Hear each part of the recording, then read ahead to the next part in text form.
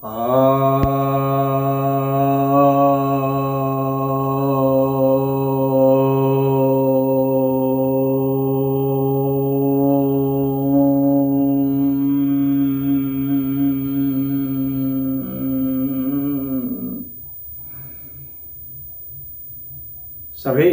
भक्तजनों को सप्रेम नमन। तो आज मैं आपके समक्ष श्रीमद् भगवद गीता के सप्तदश अध्याय के 10वें श्लोक पर प्रवचन सुनाने जा रहा हूँ। यह श्री भगवान वाच है, अर्थात श्री भगवान कहते हैं, यात यामं गतरसं पूति परिषितं चयत् उच्छिष्टमपि चामिध्यं भोजनम तामस प्रियम। अर्थात जो भोजन बासी हो गया है, जिसके रस चले गए हैं, सूख गए हैं, जो अपनी स्वाभाविक गंध को खो चुका है, यानी उसमें से दुर्गंध आ रही है, जो सड़ा गला है, समय बीत गया है जिसका,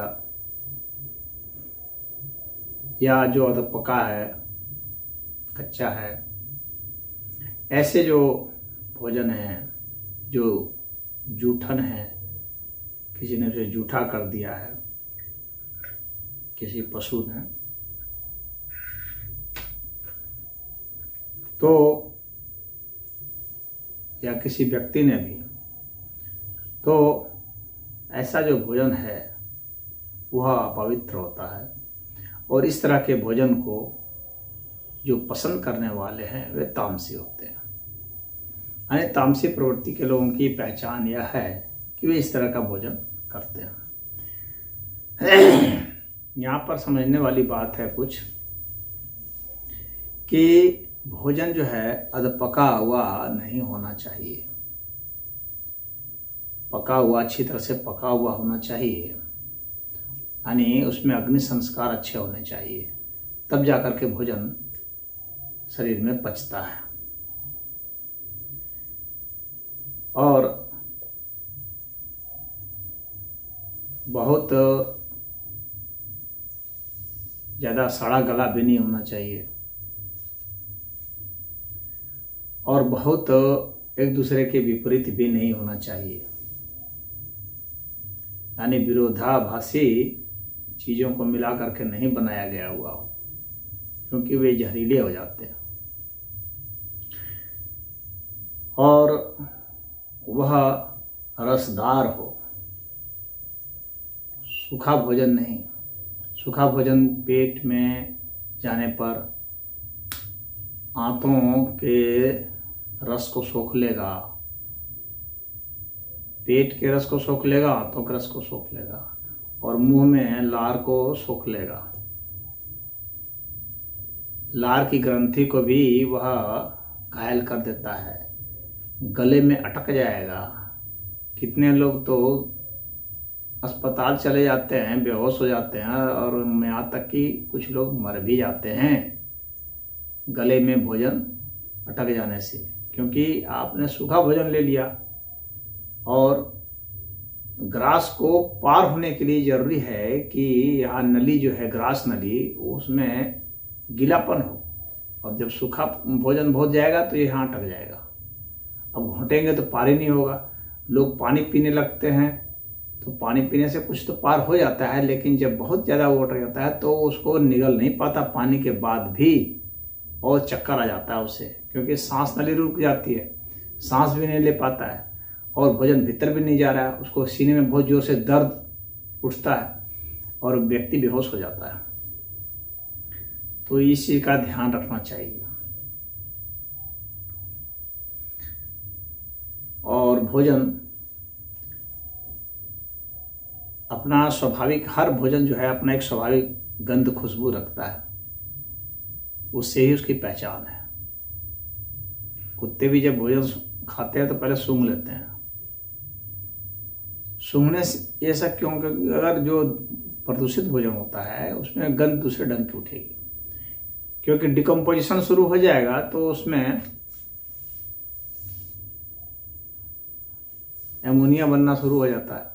एमोनिया गैस जहरीला हो जाता है, उसमें जीवाणु लग सकते हैं,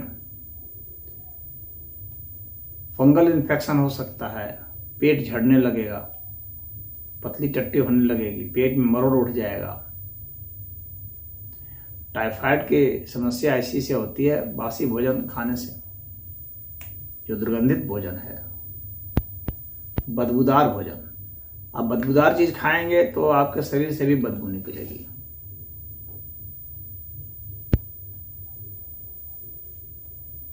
तो जो चीजें बदबूदार होती हैं वे हमारे मन को भी प्रदूषित करती हैं।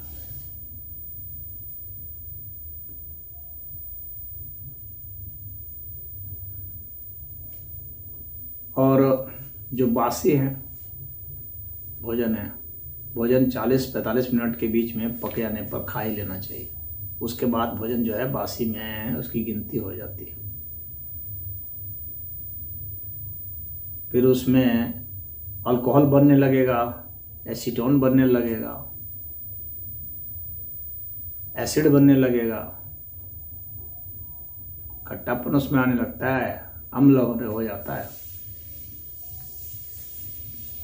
तो बासी भोजन से बहुत ज़्यादा नुकसान होता है। कुछ कुछ भोजन ऐसे भी हैं जो कि बासी भोजन के रूप में होते हैं, उनको पकाने की प्रक्रिया ऐसी होती है जिसमें कुछ खमीर वगैरह बनते हैं। वे भोजन तो कुछ विशेष हो गए, बनाने की प्रोसेस में वो आ गया, लेकिन जब फाइनली भोजन को बना दिया गया तब रख दिया गया और उसके बाद फिर जो उसको खाया जा रहा है तो वह जो है बहुत खतरनाक हो जाता है बासी भोजन, और उसके बहुत तरह के इन्फेक्शन होते हैं।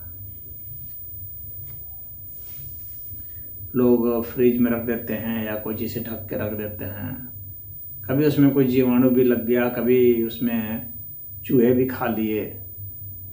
तो अब चूहे खा लिए या चींटी खा ली, अब चींटी तो कई कीड़े मकोड़े भी खा रही है, तो कई तरह के बैक्टीरिया, फफूंद, अलगे, नेमाटोड वगैरह सब जो हैं सब उसमें जर्म चले जाएंगे।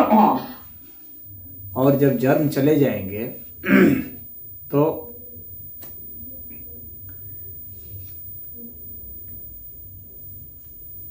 जो भी उस भोजन का सेवन करेगा वह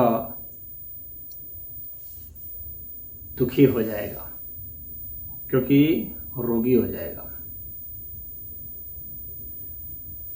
तो यह समझना चाहिए कि बासी भोजन न किया जाए।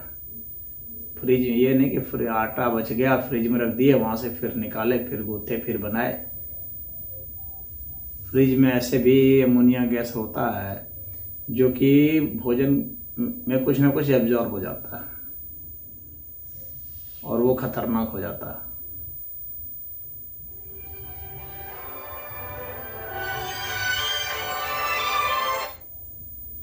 तो यह जरूर देख लें कि इस तरह का न हो कि एब्जॉर्ब हो जाए और आप प्रदूषित भोजन खा लें और शरीर में, क्योंकि अमोनिया गैस जहरीली गैस है, शरीर में हम बहुत सारा रिएक्शन कर सकते हैं। तो बासी भोजन से बचना चाहिए। उसी तरह से अब यह है कि जो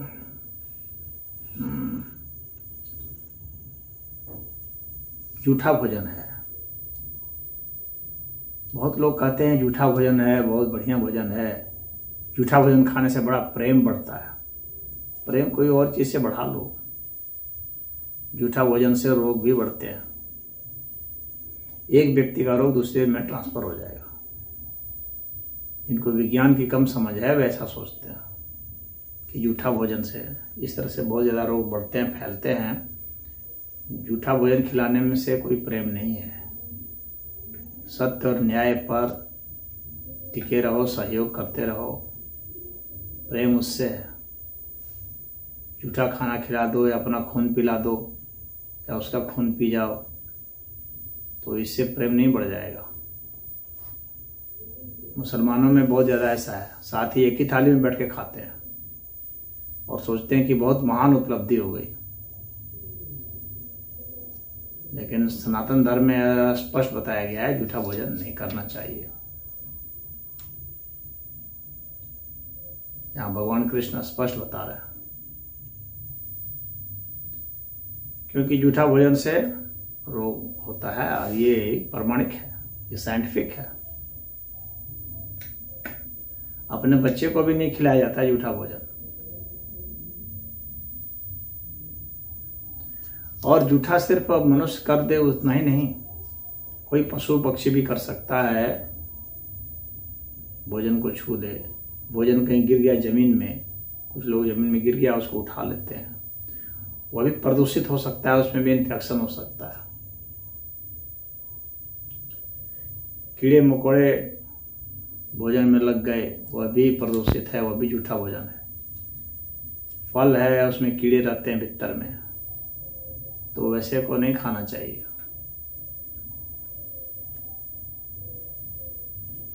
और अगर कुछ ऐसे प्राणी जो भूखे हैं, मनुष्य हो या कुत्ते हो या अन्य कोई पशु हो, जो उस भोजन को देख रहा है जिसको हम खा रहे हैं, तो भी वह झूठा हो जाता है, क्योंकि उसकी ललचाई निगाह वहां पर है। इस कारण से वह भोजन भी झूठा है। तो उसके लिए अच्छा ही माना जाता है कि पहले उसी को दे दें, थोड़ा सा प्रभु का स्वरूप समझ करके थोड़ा उसी को दे दें, तब उसका दोष दूर हो सकता है, तब खाएं। अच्छा तो बेहतर तो यही है कि आप उन सब की निगाह से बच के खाएं। जो नकारात्मक विचार वाले लोग हैं उनके सम्मुख नहीं खाएं। स्वयं जब क्रोध में रहते हो तो न भोजन करें, क्योंकि उससे भी भोजन प्रदूषित हो जाता है। वैसे भी जब व्यक्ति बहुत क्रोध में होता है तो भोजन की इच्छा नहीं होती है उसमें, कितने लोग खाना छोड़ देते हैं। वह कुछ हद तक ठीक भी है, क्योंकि क्रोध के समय बहुत ज़्यादा विषैले तत्व शरीर में बनते हैं और वे भोजन में चले जाएंगे। अच्छा से लार नहीं आ पाएगा, लार में मिठास नहीं होगी, भोजन ठीक से पचेगा नहीं। एक लार होता है एमाइलेज, तो एमाइलेज का सिक्रेशन नहीं हो पाएगा ढंग से अगर बहुत क्रोध है तो।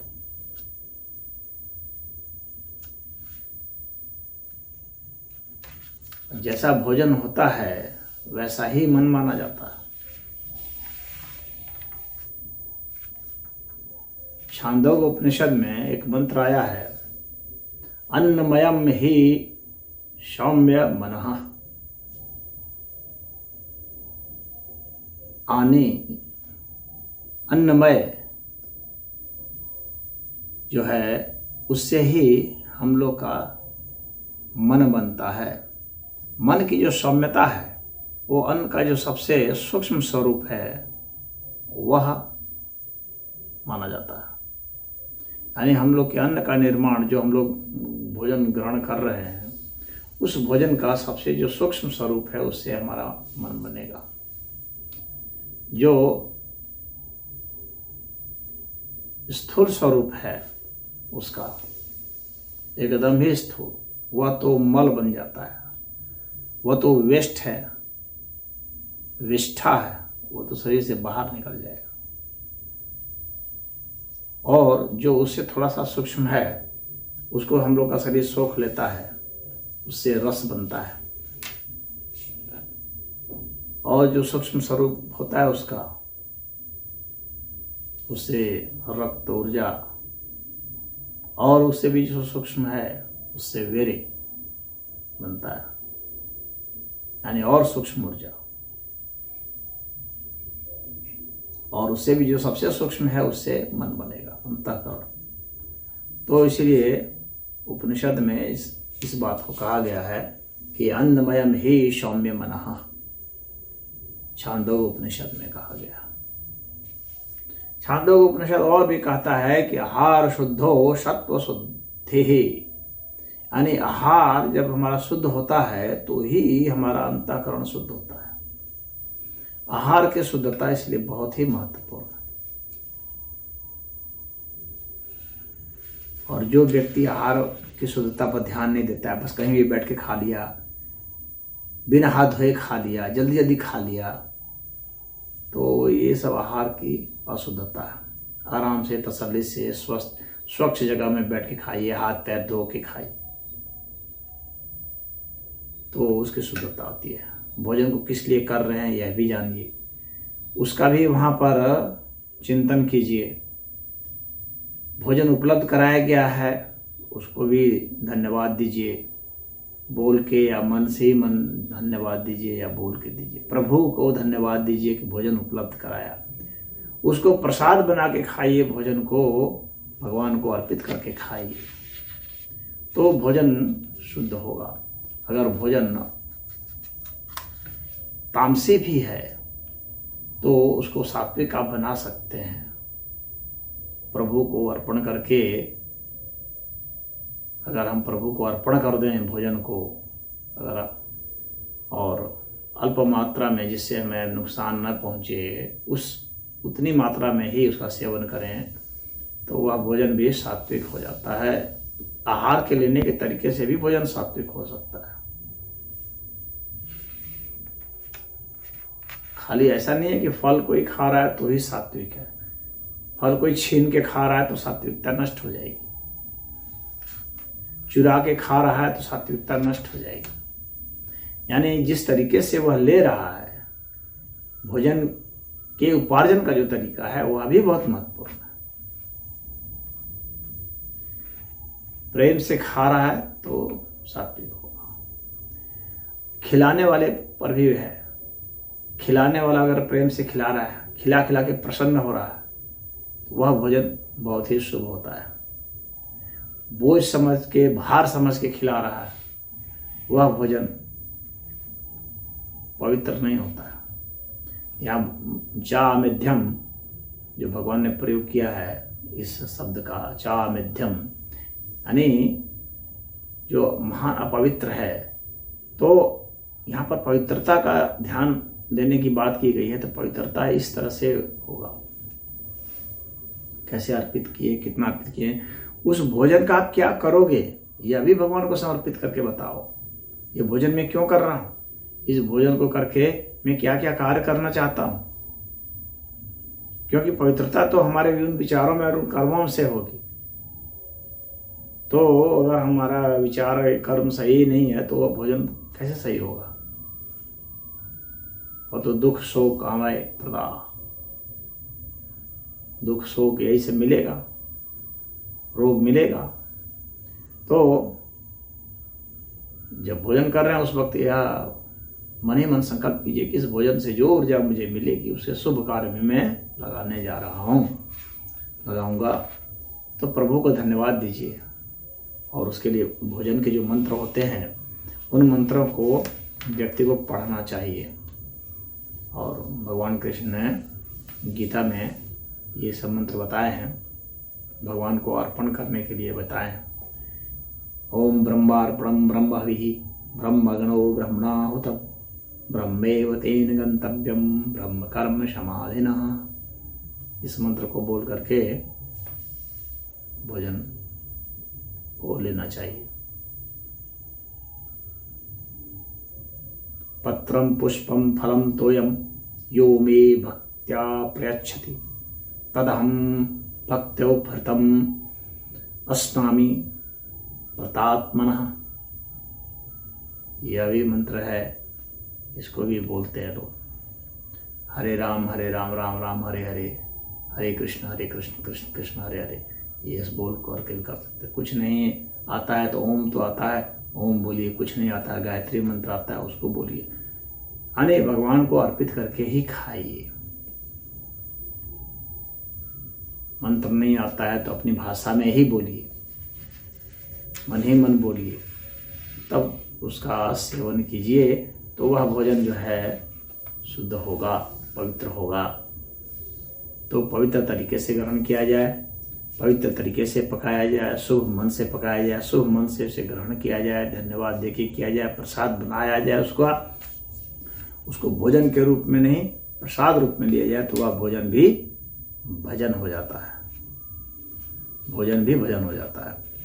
ऐसे नहीं लिया जाने पर क्या होता है, इस तरह से जो भोजन है ये क्या है, तामस प्रेम। ये जो तामसी प्रवृत्ति के लोग हैं वो यहाँ पर भोजन का भगवान ने वर्णन नहीं की करने का उद्देश्य है। उनका उद्देश्य है कि इस तरह के भोजन को पसंद करने वाला व्यक्ति कौन है, उसकी पहचान का उद्देश्य है यहाँ, इसलिए तामस प्रेम यहाँ बताया गया है। तो ऐसे इस तरह के भोजन लेने वाले जो हैं तामसी प्रवृत्ति के लोग होते हैं। तो यहाँ पर ये कैटेगरी बनाई गई है। बहुत लोग जो हैं दुर्गंधित चीज़ जैसे कि मदिरा वदिरा ले रहे हैं भोजन में, तो मदिरा जब पान कर रहे, जो मदिरा को सबसे बड़ा पाप माना गया है, उसको भोजन में ले रहे हो, तो बासी खाना खा रहे हो, मदिरा ले रहे हो, तो पाप का बताया गया है कि ये एक बहुत बड़ा पाप है मदिरा। उसी तरह से मांस, मछली, अंडा ये सब खाना, इसको भी पाप माना गया है। तो जो इस तरह का भोजन लेते हैं, कुछ लोग तो ऐसे हो गए हैं, इतने पापी हो गए हैं कि जो है कच्चे भी खा जा रहे हैं, मांस को भी कच्चे खा जा रहे हैं, मछली को कच्चे खा जा रहे हैं। तो ऐसे लोग कुछ विचार ही नहीं करते शुद्ध अशुद्ध का, कहाँ खाना है कहाँ नहीं, कैसे बनाना है कैसे नहीं, कौन दिया कौन नहीं, बस उनका ध्येय है खा लो। क्या परिणाम होगा क्या परिणाम नहीं, क्योंकि परिणाम जानेंगे, परिणाम का पता लगाएंगे तब तो अपने को रोक ले सकते हैं, तब हम विचार कर सकते हैं सही है नहीं है, सात्विक है नहीं है, ये हमारे में रोग उत्पन्न करेगा कि हमें यह निरोग रखेगा। इन सब चीज़ों को देखा जाता है। और रोग का मतलब सिर्फ यह नहीं होता है कि हमें डायबिटीज हो गया तो ही मानेंगे कि रोग हो गया, हमें ब्लड प्रेशर हो गया तो ही मानेंगे रोग हो गया, ऐसा नहीं है। रोग तो वह मानसिक रोग भी रोग ही होता है। मानसिक रूप से विक्षिप्त व्यक्ति जो होता है रोगी हो जाता है, उत्तेजित व्यक्ति, क्रोधी व्यक्ति, सब मनोरोगी है। लगातार झूठ बोलने वाला, ठगने वाला, धोखा देने वाला, इस तरह का जो मन है क्या है, ये मनोरोग है। तो मनोरोगी हैं तो वो रोग हो जाता है। तो आप सिर्फ मत यह न देखें कि भाई वो तो खा रहा है बहुत मुस्टंडा है, कहाँ रोगी है, अरे उसका दिमाग रोगी है, मनोरोगी है। मनोरोगी ज़्यादा खतरनाक होता है, शरीर का रोगी उतना खतरनाक नहीं है।